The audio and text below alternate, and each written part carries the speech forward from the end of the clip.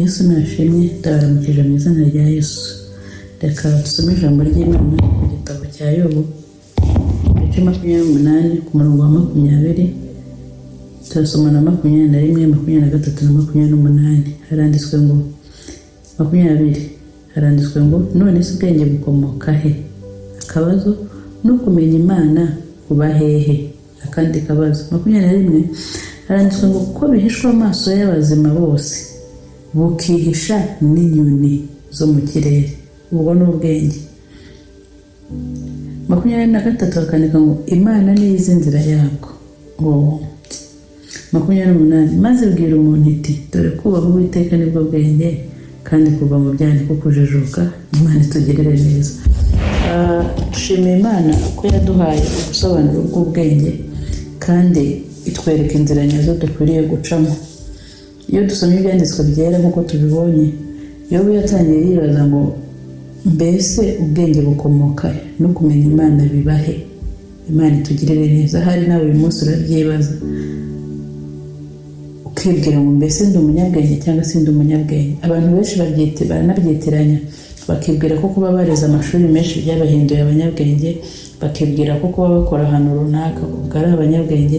Ariko umva nkutangariza aya makuru ababaje, ntabwo kuba wareze amashuri menshi byakugize umunyabwenge. Kuko ni ukuri kw'ijambo ry'Imana. Ntabwo kuba ukora ahantu runaka byakugize umunyabwenge. Ubu uri uyu munsi ntabwo ari ukuri umunyabwenge. Umva ikikugira umunyabwenge. Imana ishimwe. Ndafashijwe cyane. Ikintu kikugira umunyabwenge ni uko wubaha Uwiteka. Imana ishimwe. Kandi ikiguhesha kumenya Imana, haleluya, ni uko uva mu byaha.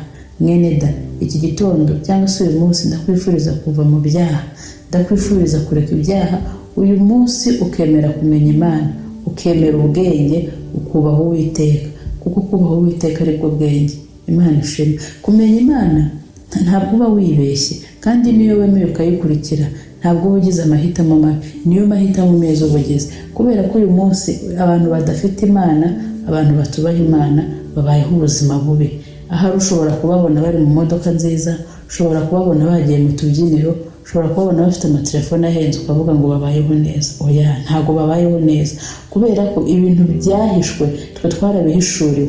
Dufite ubwenge, dufite amahoro, turaboneye, ndetse ubwo bwenge buzatujyana, budusunike, buduhe kurinda ubugingo bwacu, tuzabane n'Imana. None se mwene da, kuba ufite ibintu by'agaciro urumva byaguhesha amahoro? Oya, ariko kubaha Imana bihesha amahoro, kumenya Imana bihesha amahoro. Uyu munsi ndakubwira, ndagushishikariza ngo wubahe Imana. Uyu munsi ndakubwira ngo menya Imana. Uyu munsi uva mu byo urimo, wubahe Imana, umenye Imana. Ibyo byonyine nibyo bifite agaciro. Ibindi byose wakora ni amatakirangoyi, ibindi byose watunga udafite Imana, utaramenye Imana, nta kintu byamara.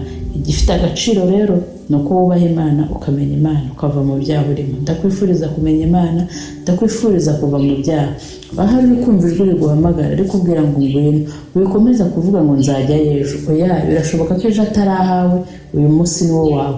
Hitamo, fata icyemezo cyiza, uve mu byaha, umenye Imana, ugire ubwenge. Imana iguhe umugisha.